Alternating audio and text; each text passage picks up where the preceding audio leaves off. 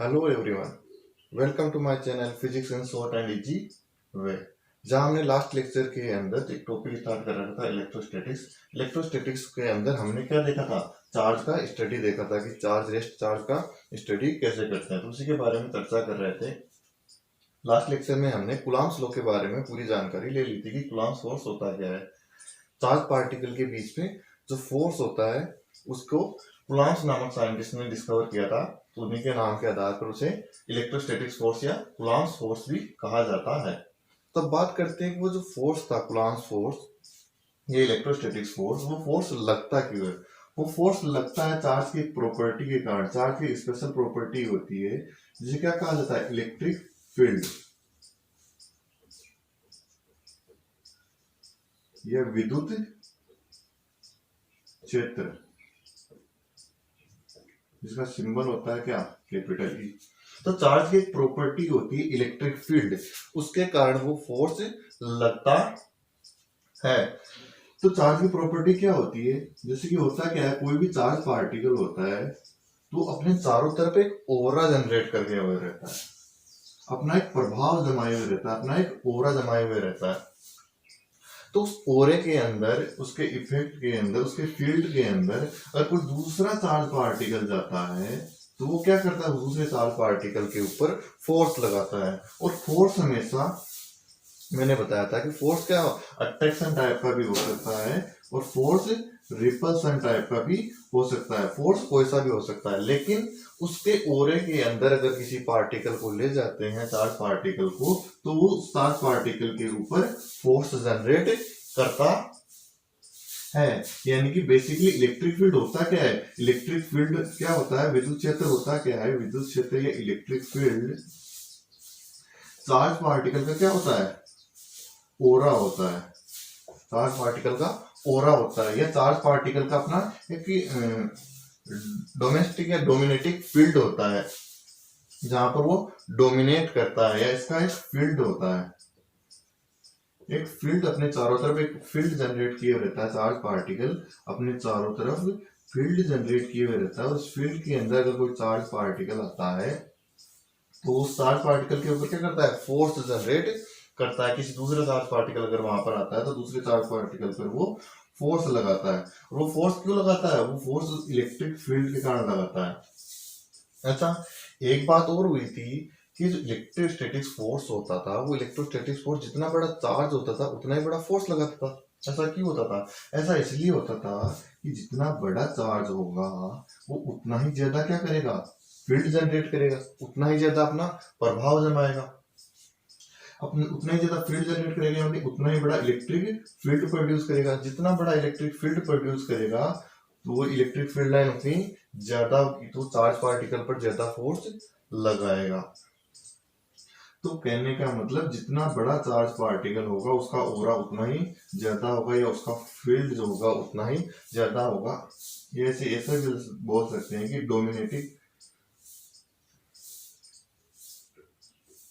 Field of charge, charge का जो dominating field होता है, जहां पर वो डोमिनेट करता है, चार्ज का, वो होता है इलेक्ट्रिक फील्ड। तो इलेक्ट्रिक फील्ड बेसिकली क्या होता है? इलेक्ट्रिक फील्ड एक चार्ज का अपना एक ओरा होता है, अपना एक फील्ड होता है, जहां पर वो दूसरे चार्जेस के ऊपर फोर्स लगाता है। उसके अंदर अगर कोई दूसरा चार्ज पार्टिकल आता है तो उस पर वो फोर्स लगाता है। अब बात करते हैं कि इलेक्ट्रिक फील्ड कितना फोर्स लगाता है, इसका इंटेंसिटी कितनी होती है, इसकी तीव्रता कितनी होती है, कितनी मजबूती से फोर्स लगाता है। अब उसके बारे में बात करते हैं। तो उसके लिए क्या बोला जाता है? इसका एक इलेक्ट्रिक फील्ड इंटेंसिटी निकाला जाता है। Electric field intensity, electric field intensity या विद्युत क्षेत्र की तीव्रता, विद्युत क्षेत्र की तीव्रता। अब देखो, इलेक्ट्रिक फील्ड की तीव्रता या विद्युत क्षेत्र की तीव्रता, इसके अंदर क्या होता है? जैसे कि चार्ज पार्टिकल है। अब इस चार्ज पार्टिकल अपने चारों तरफ एक ओरा इलेक्ट्रिक फील्ड लाइन जनरेट किए हुए रहता है। उसके अंदर कोई दूसरा चार्ज पार्टिकल लाया जाए, उसके अंदर कोई दूसरा चार्ज पार्टिकल लाया जाए तो वो दूसरा चार्ज पार्टिकल जब यहाँ पर लाया जाएगा तो उसको कितना फील्ड, उस पर कितना फोर्स लगेगा, कितना मजबूत ये इलेक्ट्रिक फील्ड है, उस मजबूत इलेक्ट्रिक फील्ड की मजबूतता नापने के लिए ये निकाला जाता है कि कितना मजबूत इलेक्ट्रिक फील्ड है। तो उसके लिए हमें क्या करना पड़ता है, उसके लिए हमें करना पड़ता है टेस्ट चार्ज लाना पड़ता है।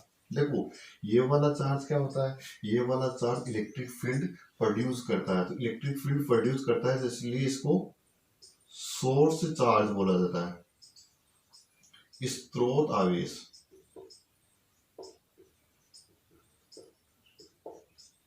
और ये जो टेस्ट चार्ज, इसको टेस्ट करने के लिए कि इसके इलेक्ट्रिक फील्ड की इंटेंसिटी यहाँ पर इसके द्वारा जो फील्ड जनरेट हुआ है वो कितना मजबूत है, उसको मापने के लिए यहाँ पर एक चार्ज लाया जाता है। तो मापने के लिए, परीक्षण करने के लिए चार्ज लाया जाता है, क्यू नोट जिसे बोला जाता है क्या, टेस्ट चार्ज।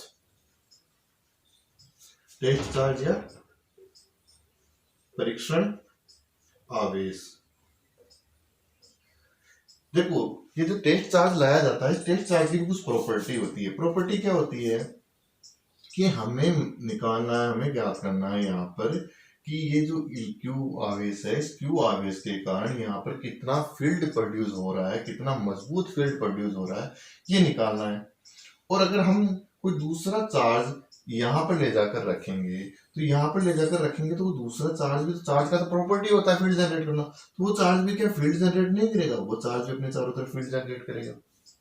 तो जब हम यहाँ पर इलेक्ट्रिक फील्ड की इंटेंसिटी, फील्ड की मजबूतता मापने जाएंगे तो वहां पर तो गड़बड़ हो जाएगा कि इसके साथ साथ इस चार्ज का खुद का जो चारों तरफ का भाग होता है वो भी तो यहाँ पर फील्ड प्रोड्यूस करेगा।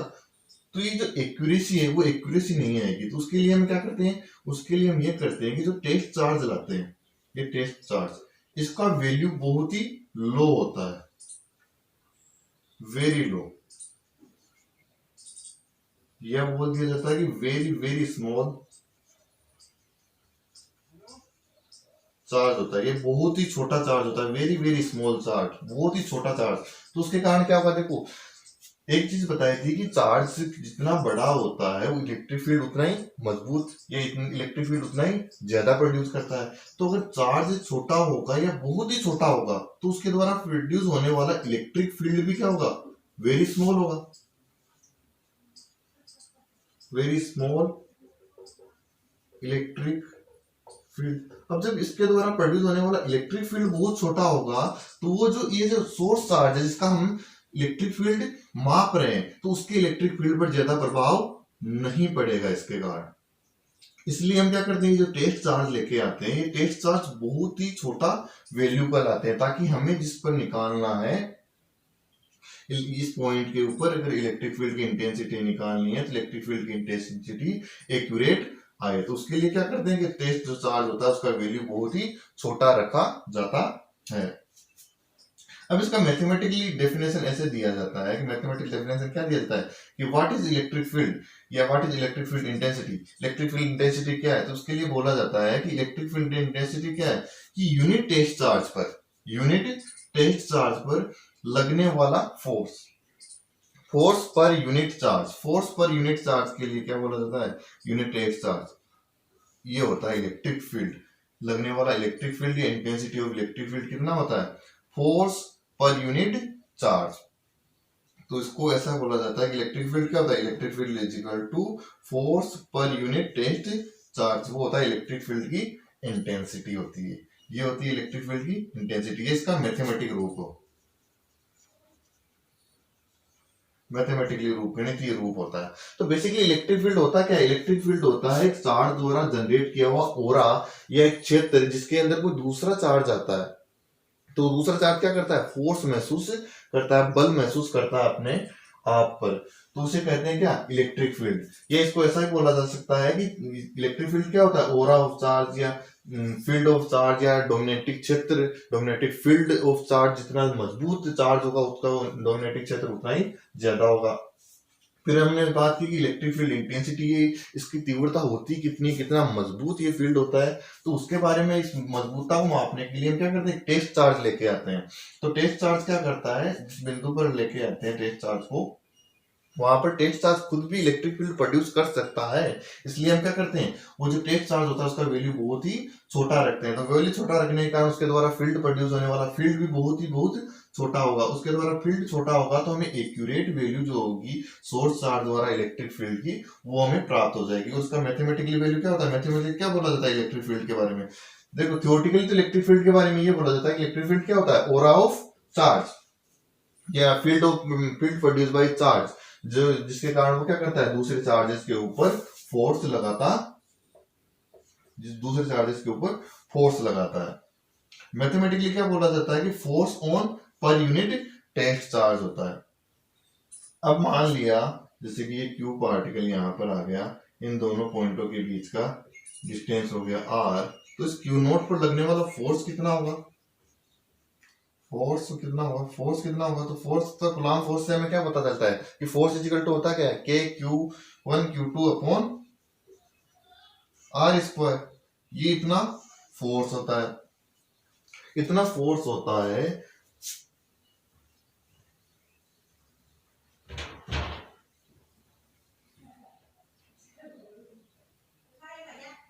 तो इलेक्ट्रिक फील्ड कितना होगा, इलेक्ट्रिक फील्ड बेसिकली होता क्या है, force on per unit charge particle. अच्छा फोर्स कितना निकाला यहां से, फोर्स होता है k q naught upon r square upon q naught से क्यू नोट गया। तो इलेक्ट्रिक फील्ड का फॉर्मूला क्या है, इलेक्ट्रिक फील्ड का फॉर्मूला है k Q upon r square. और ये किसके लिए आता है, ये आता है पॉइंट चार्ज के लिए। पॉइंट चार्ज या बिंदु आवेश, पॉइंट चार्ज या बिंदु आवेश। अच्छा बिंदु आवेश किसे कहते हैं, ये तो बताया हुआ था कि जो डिस्टेंस होता है ना, इस डिस्टेंस के कंपैरिजन में अगर इनका जो डायमेंशन की वैल्यू होती है, रेडियस बोल सकते हैं, लेंथ बोल सकते हैं, अगर वो बहुत ज्यादा छोटा होता है तो वो पार्टिकल क्या करता है, एक पॉइंट की बात व्यवहार करता है। और हमने इस क्यू को क्या मान लिया, एक पॉइंट चार्ज मान लिया। पॉइंट चार्ज मान लिया तो यहाँ से इन दोनों के बीच का डिस्टेंस कितना हो गया, आर हो गया। डिस्टेंस अगर आर हो गया तो इनके बीच में लगने वाला फोर्स कितना हो जाएगा, k q naught upon r square हो जाएगा। और इस पर लगने वाला इलेक्ट्रिक फील्ड कितना हो जाएगा, k Q upon r square. ये होता है इलेक्ट्रिक फील्ड। अच्छा इलेक्ट्रिक फील्ड के बारे में कुछ बातें बोली जाती है कि इलेक्ट्रिक फील्ड के कुछ कैरेक्टर दिए जाते हैं। तो इलेक्ट्रिक फील्ड के कैरेक्टर क्या होते हैं, पहला तो इलेक्ट्रिक फील्ड क्या होता है, वेक्टर होता है। दूसरा इसका यूनिट क्या होता है, इसका यूनिट होता है वोल्ट पर मीटर होता है। वेक्टर ये होता है, इसका यूनिट वोल्ट पर मीटर दिया जाता है, या फिर और न्यूटन अगर यहां से देखा जाए तो न्यूटन पर गुलाम भी दिया जाता है, न्यूटन पर गुलाम भी दिया जाता है। इसका डायमेंशन क्या होता है, डायमेंशन देखो न्यूटन का डायमेंशन होता है m1l1t-2, m1l1t-2, और अपॉन कूलाम, कूलाम का होता है a1t1। तो ऊपर आएगा तो a1t1 का कितना हो जाएगा, t-3 हो जाएगा, और a का हो जाएगा -1। तो ये इसका डायमेंशन होता है इलेक्ट्रिक फील्ड का। इलेक्ट्रिक फील्ड क्या होता है, एक वेक्टर होता है। और अगर इसका वेक्टर फॉर्म देखा जाए, इलेक्ट्रिक फील्ड का वेक्टर फॉर्म देखा जाए, तो इलेक्ट्रिक फील्ड का वेक्टर फॉर्म क्या होता है,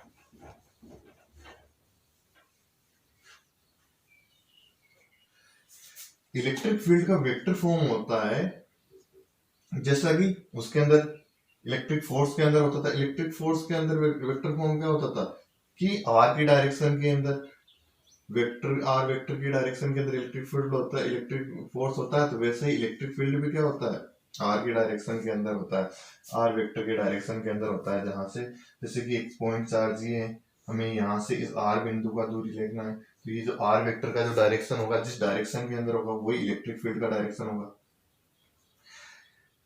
तो ये है इलेक्ट्रिक फील्ड के बारे में बात हुई। अच्छा इलेक्ट्रिक फील्ड की डायरेक्शन से रिलेटेड अब कुछ पॉइंट देखते हैं। तो नेक्स्ट पॉइंट क्या आता है, इलेक्ट्रिक फील्ड की डायरेक्शन, डायरेक्शन ऑफ इलेक्ट्रिक,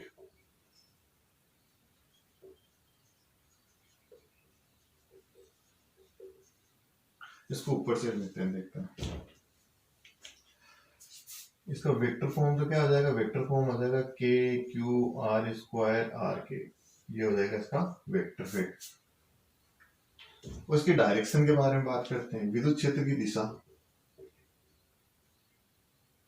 विद्युत क्षेत्र की दिशा, direction of electric field, direction of electric field. तो डायरेक्शन ऑफ इलेक्ट्रिक फील्ड के अंदर होता क्या है, डायरेक्शन ऑफ इलेक्ट्रिक फील्ड के अंदर बस इतनी सी चीज होती है। डायरेक्शन ऑफ इलेक्ट्रिक फील्ड के अंदर क्या होता है, पहला पॉइंट, इलेक्ट्रिक फील्ड का डायरेक्शन किधर होता है, जिधर फोर्स का डायरेक्शन होता है, मतलब कि पॉजिटिव जो टेस्ट चार्ज होता है, टेस्ट चार्ज के ऊपर जिस डायरेक्शन के अंदर लगता है, तो क्या बोलते हैं, टेस्ट चार्ज के ऊपर लगने वाले बल की दिशा में, जैसा कि टेस्ट चार्ज है, ये तो एक सोर्स पार्टिकल हो गया अपना, और यहाँ पर एक क्यू नॉट टेस्ट चार्ज है। अगर ये वाला पॉजिटिव होगा तो पॉजिटिव, उसको टेस्ट चार्ज को हमेशा पॉजिटिव बोला जाता है। एक पॉइंट रह गया था टेस्ट चार्ज के बारे में कि टेस्ट चार्ज हमेशा पॉजिटिव मान का वैल्यू माना जाता है। तो अगर ये वाला पॉजिटिव होगा तो ये पॉजिटिव इस पर किधर लगाएगा, फील्ड इधर लगाएगा, तो इधर फोर्स लगाएगा तो इसका इलेक्ट्रिक फील्ड का डायरेक्शन भी किधर आ जाएगा, इधर हो जाएगा। मतलब क्या बोला जाता है इलेक्ट्रिक फील्ड के बारे, डायरेक्शन के बारे में, कि जिधर टेस्ट चार्ज के ऊपर इलेक्ट्रोस्टैटिक फोर्स की डायरेक्शन होती है वही इलेक्ट्रिक फील्ड की होती है। अगर ये सोर्स चार्ज नेगेटिव होता तो ये टेस्ट चार्ज के ऊपर अंदर की तरफ बल लगाता, तो क्या होता है, इसका जो डायरेक्शन होता है इलेक्ट्रिक फील्ड का वो भी अंदर की तरफ होता है। तो यहाँ से दूसरा पॉइंट भी आता है कि पॉजिटिव द्वारा, देखो इलेक्ट्रिक फोर्स की इलेक्ट्रिक फील्ड की डायरेक्शन देख रहे हैं, तो टेस्ट चार्ज के ऊपर इलेक्ट्रिक फील्ड फोर्स की डायरेक्शन इधर, यानी फील्ड की डायरेक्शन भी इधर होगी। तो हमें क्या पता चला कि पॉजिटिव जो चार्ज होता है उसके कारण इलेक्ट्रिक फील्ड लाइन की डायरेक्शन क्या होती है, बाहर की तरफ होती है। पॉजिटिव के कारण इलेक्ट्रिक फील्ड की लाइन किधर होती है, बाहर की तरफ होती है। और नेगेटिव के कारण कितनी होती है, नेगेटिव देखो टेस्ट चार्ज के ऊपर क्या अपनी तरफ बुलाएगा, तो फोर्स अपनी तरफ लगाएगा तो इलेक्ट्रिक फील्ड की लाइन भी अपनी तरफ होगी। तो जो नेगेटिव पार्टिकल होगा, तो नेगेटिव पार्टिकल का इलेक्ट्रिक फील्ड डायरेक्शन किधर होगा, negative particle electric field line को अपनी ओर समेटने की कोशिश करता है, और पॉजिटिव क्या करता है, बिखेरने की कोशिश करता है, प्रोड्यूस करने की कोशिश करता है। तो पॉजिटिव के कारण इलेक्ट्रिक फील्ड लाइन दूर होती है, नेगेटिव के कारण इलेक्ट्रिक फील्ड लाइन पास वाली होती है। ये हो गया चार्ज पार्टिकल के ऊपर लगने वाला फोर्स, और उस फोर्स की डायरेक्शन में इलेक्ट्रिक फील्ड हो जाता है। अब उसके बाद में बात करते हैं, इसके बाद में बात करते हैं कि जो इलेक्ट्रिक फील्ड प्रोड्यूस होता है, इलेक्ट्रिक फील्ड के अंदर फोर्स कितना लगता है किसी भी पार्टिकल के ऊपर लगने वाला फोर्स। तो force on particle, charge particle, next point आता है इसका, force on charge particle in electric field. विद्युत क्षेत्र के अंदर जो आवेशित पार्टिकल, आवेशित कण होते हैं, उन पर लगने वाला बल कितना होता है। अच्छा, बल के बारे में न्यूटन उसके कूलाम के अनुसार बल के बारे में तो पता है कि K(Q1 Q2 अपॉन R² होता है चार्ज पार्टिकल के बीच में। लेकिन अगर उसे इलेक्ट्रिक फील्ड के रूप में लिखा जाए तो कैसा लिखा जाएगा, देखो हमने इलेक्ट्रिक फील्ड का डेफिनेशन कैसे दिया था कि इलेक्ट्रिक फील्ड क्या होता है, force on per unit test charge, force on per unit test charge, ये होता था। तो यहाँ से हम फोर्स को क्या लिख सकते हैं, यहाँ से हम फोर्स को लिख सकते हैं F=QE। तो force on charge particle in electric field, electric field के अंदर चार्ज पार्टिकल पर लगने वाला जो बल होगा वो कितना होगा, F=QE। अब इसके अंदर देखते हैं, जैसे कि एक यूनिफॉर्म इलेक्ट्रिक फील्ड है। यूनिफॉर्म इलेक्ट्रिक फील्ड का मतलब क्या होता है, uniform electric field, uniform electric field, uniform electric field, uniform electric field का मतलब क्या होता है कि किसी पॉइंट के ऊपर या किसी बिंदु के ऊपर इलेक्ट्रिक फील्ड का मैग्नीट्यूड और इलेक्ट्रिक फील्ड का डायरेक्शन, यानी इलेक्ट्रिक फील्ड का मैग्नीट्यूड मतलब इलेक्ट्रिक फील्ड का परिमाण, इलेक्ट्रिक फील्ड का परिमाण और उसकी दिशा दोनों अगर सेम होता है, दोनों अगर सेम होता है किसी पॉइंट के ऊपर इलेक्ट्रिक फील्ड का मैग्नीट्यूड और इलेक्ट्रिक फील्ड की डायरेक्शन अगर सेम होती है तो उसे क्या बोला जाता है, uniform charge, uniform electric field बोला जाता है। और इसका एक सिंबल ये होता है कि अगर पैरेलल इलेक्ट्रिक फील्ड लाइन होती है, ये इलेक्ट्रिक फील्ड लाइन अगर पैरेलल होती है, एक दूसरे के प्रति समानांतर होती है, तो ये किसको दर्शाती है? ये दर्शाती है यूनिफॉर्म इलेक्ट्रिक फील्ड को दर्शाती है। अब इस यूनिफॉर्म इलेक्ट्रिक फील्ड के अंदर जो चार्ज पार्टिकल है, उस चार्ज पार्टिकल के ऊपर लगने वाला फोर्स क्या होगा वो देखते हैं। तो उसके लिए हम क्या करते हैं, एक पॉजिटिव चार्ज पार्टिकल मानते हैं और एक नेगेटिव चार्ज पार्टिकल मानते हैं। दोनों को चार्ज कितना मानते हैं? क्यू मान लेते हैं। तो देखो फोर्स कितना होता है, फोर्स इज इक्वल टू, हमें पता है कि force is equal to q into E है। अब ये जो पॉजिटिव चार्ज पार्टिकल है उस पर लगने वाला फोर्स देखेंगे तो चार्ज इसका क्यू और इसका इलेक्ट्रिक फील्ड कितना है? ई इलेक्ट्रिक फील्ड है। ये इलेक्ट्रिक फील्ड माना, ये जो यूनिफॉर्म इलेक्ट्रिक फील्ड है उसका वैल्यू कितना है? ई है। तो इस पर लगने वाला फोर्स किधर हो जाएगा? क्यू इंटू ई। और इसकी डायरेक्शन किधर हो जाएगी? जिधर ई की डायरेक्शन होगी। तो ई की डायरेक्शन किधर है? इधर है। ई की डायरेक्शन इधर है। तो ई की डायरेक्शन इधर है तो इलेक्ट्रिक फोर्स की डायरेक्शन भी इधर हो जाएगी। अब देखो जो नेगेटिव चार्ज पार्टिकल होगा, नेगेटिव चार्ज पार्टिकल के ऊपर लगने वाला फोर्स क्या होगा? तो उसके लिए क्या बोलेंगे कि चार्ज कितना है? Minus Q. इलेक्ट्रिक फील्ड कितना है? ई है।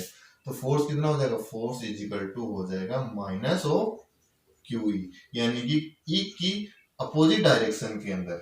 माइनस ऑफ क्यू ई का मतलब ई का डायरेक्शन इधर है तो नेगेटिव पर लगने वाला फोर्स इधर होगा। तो ये बहुत ही इंपॉर्टेंट चीज होती है आगे, मतलब कि इलेक्ट्रिक करंट के अंदर हर जगह ये काम आती है चीज कि पॉजिटिव पर लगने वाला जो फील्ड फोर्स होता है वो इलेक्ट्रिक फील्ड की डायरेक्शन में होता है, और जो नेगेटिव चार्ज पार्टिकल होता है उन पर लगने वाला फोर्स इलेक्ट्रिक फील्ड के अपोजिट होता है। पॉजिटिव के कारण लगने वाला फोर्स इलेक्ट्रिक फील्ड की डायरेक्शन में, नेगेटिव के ऊपर लगने वाला फोर्स इलेक्ट्रिक फील्ड के अपोजिट डायरेक्शन के अंदर। अच्छा, एक चीज और बहुत इंपॉर्टेंट चीज है क्या, कि ये जो इलेक्ट्रिक फील्ड लाइन होती है ना, ये electric field line high potential potential के बारे में आगे पूरा जानकारी दी जाएगी। उच्च विभव से निम्न विभव की ओर बहती है। तो इलेक्ट्रिक फील्ड जो लाइन होती है, इलेक्ट्रिक फील्ड का डायरेक्शन जो होता है, उनके अंदर एक तीसरा पॉइंट और ऐड कर लेना। उसका तीसरा पॉइंट क्या होगा कि जो इलेक्ट्रिक फील्ड लाइन होती है ये हाई पोटेंशियल उच्च विभव से निम्न विभव लो पोटेंशियल की तरफ फ्लो होती है। ये इलेक्ट्रिक फील्ड जो लाइन होती है उनको जो लाइन क्या होती है? हाई पोटेंशियल से लो पोटेंशियल होती है। यानी कि जो इनकी टेल होती है ना, ये जो टेल तो क्या होती है? हाई पोटेंशियल वाला सिरा होता है। और जो इनका हेड होता है ना, वो हेड वाला सिरा क्या होता है? हेड वाला सिरा होता है लो पोटेंशियल। जो इलेक्ट्रिक फील्ड लाइन की टेल होती है, इलेक्ट्रिक फील्ड लाइन की टेल हाई पोटेंशियल सिरा होता है, और इनका जो हेड होता है, ये जो हेड क्या होता है? हाई लो पोटेंशियल सिरा होता है। तो हमने क्या बात की कि इलेक्ट्रिक फील्ड होता क्या है? इलेक्ट्रिक फील्ड एक चार्ज द्वारा प्रोड्यूस हो रहा होता है, जिसके अंदर कोई दूसरा चार्ज पार्टिकल अगर आता है तो वो दूसरे चार्ज पार्टिकल पर फोर्स जनरेट करता है। अब उस इलेक्ट्रिक फील्ड की इंटेंसिटी कितना होता है, कितना मजबूत वो इलेक्ट्रिक फील्ड होता है, कितना तीव्र वो इलेक्ट्रिक फील्ड होता है, तो उसके लिए हम क्या किया जाता है? हमें test charge positive test particle वहां पर लाते हैं, और उस बिंदु पर हम क्या चेक करते हैं? वहां पर उसका इलेक्ट्रिक फील्ड चेक करते हैं कि इलेक्ट्रिक फील्ड कितना मजबूत होता है। तो हमें क्या महसूस हुआ? वहां पर प्रोड्यूस होने वाला इलेक्ट्रिक फील्ड कितना बताया? इलेक्ट्रिक फील्ड बताया गया force on per unit positive charge. Force on per unit positive charge जो होता है वहां पर बताता है उसका मैथमेटिक वैल्यू। किसका? इलेक्ट्रिक फील्ड का मैथमेटिक वैल्यू। फोर्स बता दिया कि फोर्स क्या होता है? के Q1 Q2 upon R square होता है। Q0 से Q0 गया तो इलेक्ट्रिक फील्ड कितना आ गया? पार्टिकल पर जो वहां पर पार्टिकल द्वारा प्रोड्यूस इलेक्ट्रिक फील्ड होता है वो कितना हो गया? KQ upon R square. यानी कि एक चीज मैंने शुरू के अंदर जब इलेक्ट्रोस्टैटिक फोर्स बता रहा था उस समय बता रहा था कि अगर हम चार्ज पार्टिकल से दूर जाते हैं तो क्या होता है? फोर्स कम मजबूत वाला लगता है, यानी फोर्स कम होता जाता है। वो ऐसा क्यों होता है कि देखो इलेक्ट्रिक फील्ड जो होता है वो दो चीजों पर डिपेंड करता है। एक तो होता है क्यू पर, एक होता है आर पर। मीडियम पर भी डिपेंड करता है, लेकिन अगर मीडियम कांस्टेंट हो तो क्यू पर और आर पर डिपेंड करेगा। क्यू पर डिपेंड करने का मतलब जितना ज्यादा बड़ा चार्ज होगा वो इलेक्ट्रिक फील्ड लाइन उतनी ज्यादा बनाएगा, उतना ही मजबूत इलेक्ट्रिक फील्ड बनाएगा। और दूरी कम रहेगी, यानी चार्ज के अगर हम आसपास में देखेंगे ना तो पास में वो बहुत मजबूत इलेक्ट्रिक फील्ड बनाता है, और दूर जाने पर थोड़ा वीक वाला वो इलेक्ट्रिक फील्ड लाइन, जिससे कि क्या बोला जाता है? ये हाई पोटेंशियल से लो पोटेंशियल सिरा। तो हाई पोटेंशियल में चार्ज द्वारा प्रोड्यूस तो इस पास वाले के अंदर ज्यादा फोर्स लगता है, दूर जाने पर फोर्स कम लगता है। उसके बाद में बात की कि इलेक्ट्रिक फील्ड क्या होता है। इलेक्ट्रिक फील्ड के बारे में बात की कि इलेक्ट्रिक फील्ड एक वेक्टर क्वांटिटी होता है जिसका यूनिट क्या होता है, वोल्ट पर मीटर या न्यूटन पर कूलम होता है, जिसका डायमेंशन कितना होता है, m1 l1 t-3 -1। इसका वेक्टर फॉर्म क्या होता है, इलेक्ट्रिक फील्ड का वेक्टर फॉर्म होता है k q अपॉन r स्क्वायर इंटू आर के। और इसका डायरेक्शन जो होता है, इसका डायरेक्शन जो होता है, डायरेक्शन किधर होता है, आर के की डायरेक्शन के अंदर होता है, आर की डायरेक्शन के अंदर होता है, वेक्टर की डायरेक्शन के अंदर होता है। फिर इलेक्ट्रिक फील्ड की डायरेक्शन की अगर बात की तो इलेक्ट्रिक फील्ड की डायरेक्शन में हमने क्या बोला कि पॉजिटिव टेस्ट चार्ज पर लगने वाला फोर्स उसकी डायरेक्शन के अंदर ही होता है इलेक्ट्रिक फील्ड। जैसे कि पॉजिटिव चार्ज पार्टिकल जो था, पॉजिटिव चार्ज पार्टिकल हमने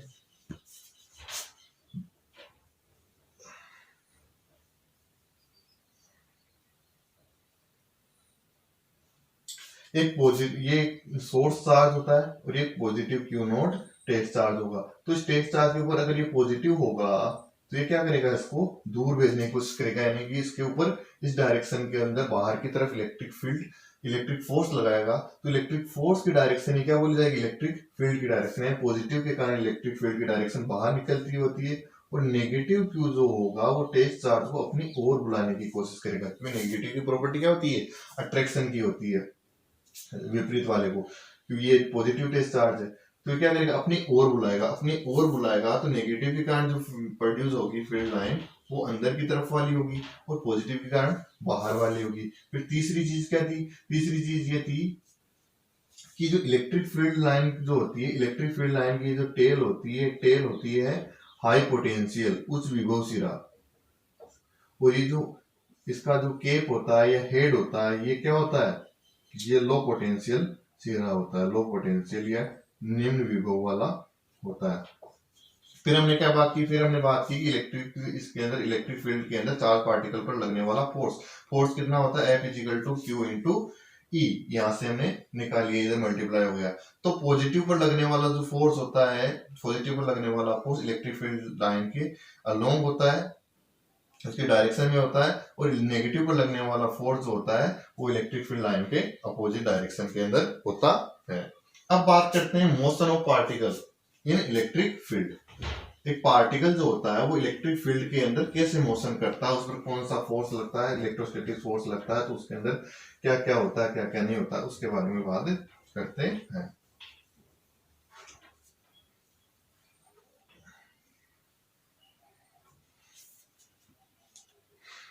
तो motion of charge particle, motion of charge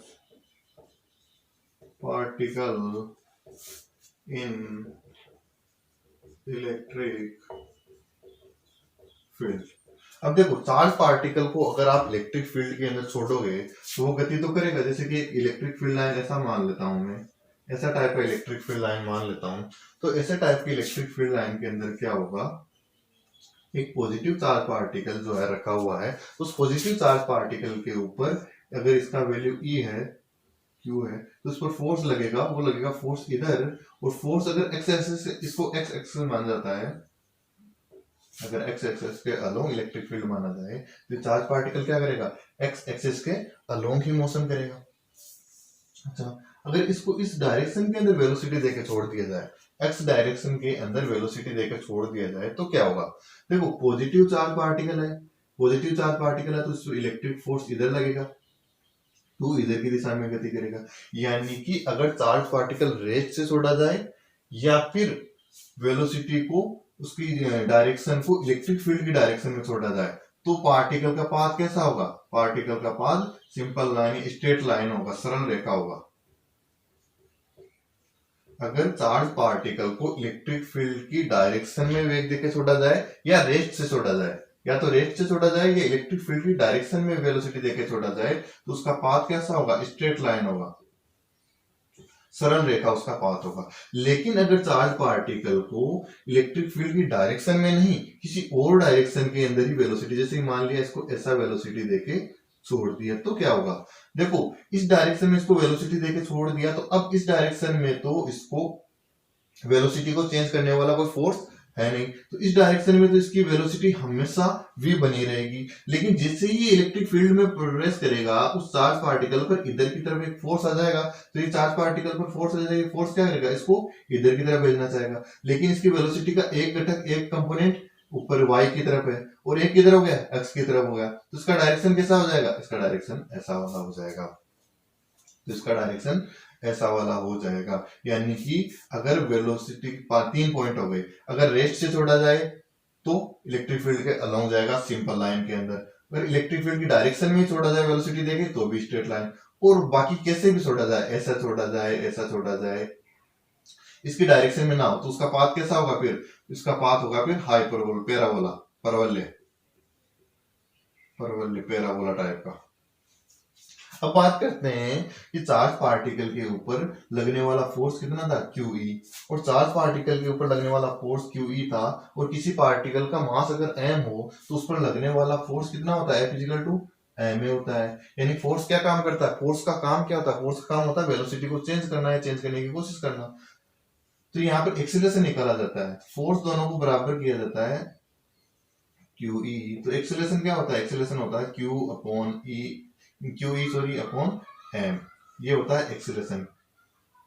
किसी चार्ज पार्टिकल का इलेक्ट्रिक फील्ड के अंदर एक्सीलरेशन ये होता है। तो एक्सीलरेशन डिपेंड किस पर करता है, एक्सीलरेशन डिपेंड करता है Q अपॉन m पर, Q अपॉन m पर डिपेंड करता है, डायरेक्टली प्रोपोर्शनल होता है। जिससे कि बात की जाए, एक एग्जांपल लिया जाए कि एक अल्फा पार्टिकल है, एक प्रोटॉन है, इन दोनों को एक मतलब कि यूनिफॉर्म इलेक्ट्रिक फील्ड है, यूनिफॉर्म इलेक्ट्रिक फील्ड E के अंदर अगर छोड़ दिया जाता है तो इनका एक्सीलरेशन का रेशियो बताना है, ये बताना है। तो हमें क्या पता है कि एक्सीलरेशन डिपेंड करता है किस पर, Q अपॉन m पर। अगर हम अल्फा की बात की जाए तो अल्फा के लिए Q कितना होता है, 2 होता है, और मास कितना होता है, 4 होता है। और अगर हम प्रोटॉन की बात की जाए तो अल्फा का चार्ज कितना होता है, 1 होता है। अरे अल्फा पार्टिकल का मतलब क्या होता है, हीलियम न्यूक्लियस, हीलियम न्यूक्लियस मतलब He2 4, जिसका चार्ज होता है 2 और मास होता है 4, और प्रोटॉन जो होता है वो होता है 1H1, जिसका मास होता है 1 और चार्ज भी होता है 1। तो इसके लिए 1/1 होगा। तो अल्फा पार्टिकल और प्रोटॉन के बीच में देखना, तो इसका मान आ जाएगा 1/2, यानी एक्सेलरेशन जो होगा वो प्रोटॉन का ज्यादा होगा अल्फा पार्टिकल से। तो ये होता है एक्सेलरेशन, यानी कि इसका मोशन किसका, पार्टिकल का, चार्ज पार्टिकल का मोशन किसके अंदर, इलेक्ट्रिक फील्ड के अंदर। अच्छा, यहाँ पर एक चीज ये भी बोला जाता है कि जो पैराबोला टाइप का पाथ बनता है, इस पैराबोला टाइप के पाथ का क्या होता है, देखो हम जब ग्राफ बनाते हैं तो ग्राफ के लिए क्या बोलते हैं कि y और x हो और कोई पार्टिकल ऐसा मोशन कर रहा हो तो उसके लिए हम क्या बोलते हैं कि x is equal to y का स्क्वायर, ऐसा वाला होता है। तो इसके अंदर भी ऐसा वाला इनका वो आएगा, ग्राफ के लिए पैराबोला ग्राफ का ये आएगा। तो आज का वीडियो यहीं खत्म करते हैं। आई होप वीडियो आपको पसंद आया होगा।